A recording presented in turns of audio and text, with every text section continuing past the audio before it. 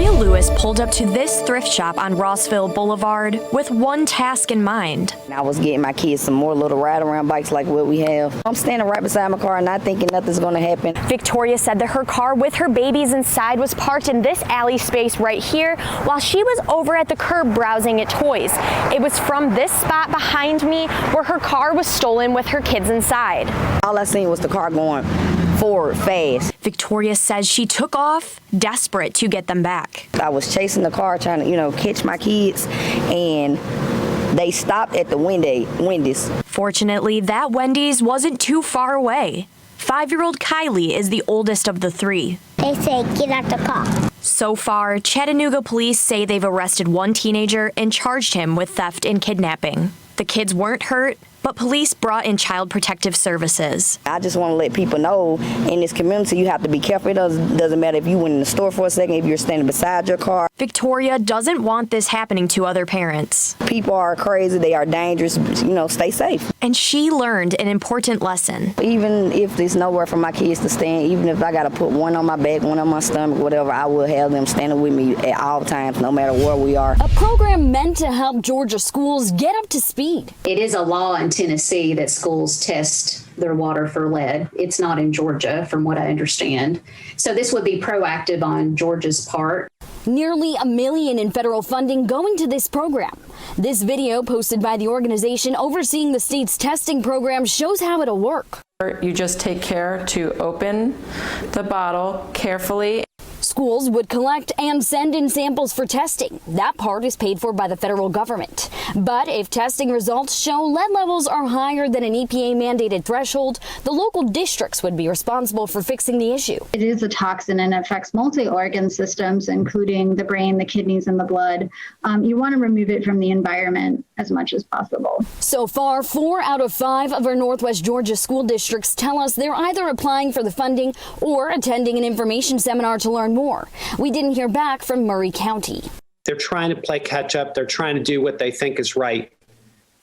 I just think, in our view, the data is so overwhelming that we would recommend that Georgia skip testing and just go right to prevention.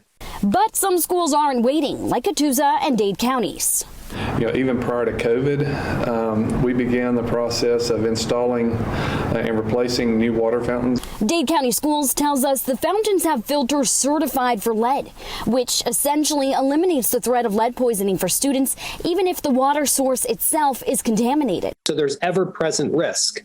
Schools should just start proactively replacing old fountains and faucets, installing point-of-use filters on those new outlets to ensure safe water. Dade County Schools tells us they'll be participating in an informational webinar later this month to make a decision on the federally funded program to ultimately make their drinking water even safer. Across the state, 94 of the state's 95 counties have reported an increase in vaccination over the last week, but doctors warn that's still not enough.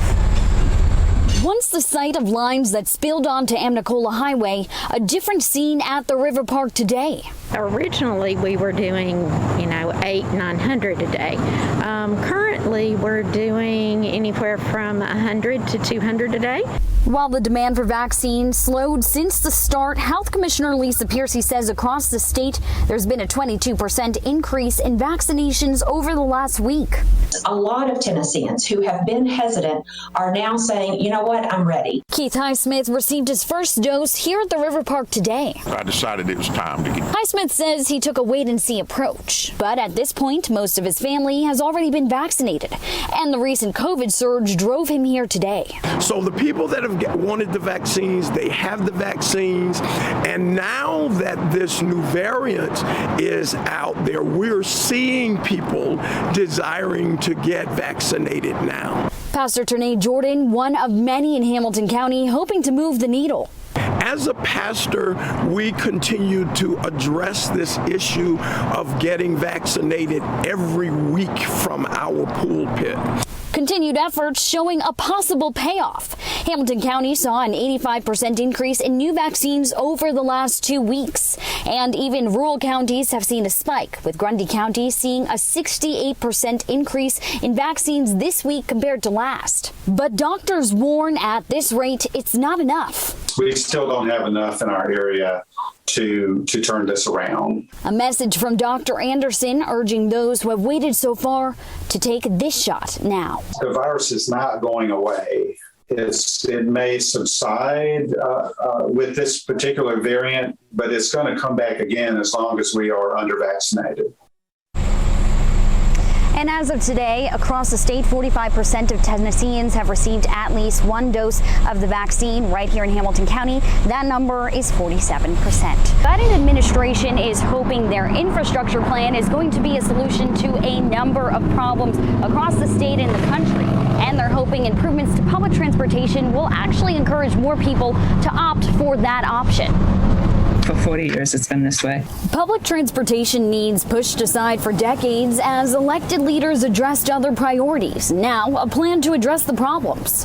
And then it won't be so costly and it won't be so ineffective for us going forward if we can catch up now. A new breakdown from the White House shows Tennessee would receive an infusion of cash for repairs to roads and bridges and $633 million over the next 5 years to make improvements to public transportation. It would also mean that we can look at installing newer bus stops. We can put in some new shelters. And the biggest hope for us right now is that we can build a transit center. CARTA tells us 72% of their vehicles are beyond their useful life, with some buses more than 22 years old. The funding means upgrades they say are long overdue. So this infrastructure money would obviously correct a lot of that. It would make it a lot more convenient for people, and it would make it a lot better of a commute for people. Civil engineers agree, saying roads and bridges are also due for upgrades, and that they believe this bill is a worthwhile investment. We have a lot of jobs that are created as a result of this investment. And so it has this benefit of putting people to work and also modernizing the infrastructure that is going to serve for several years or decades to come.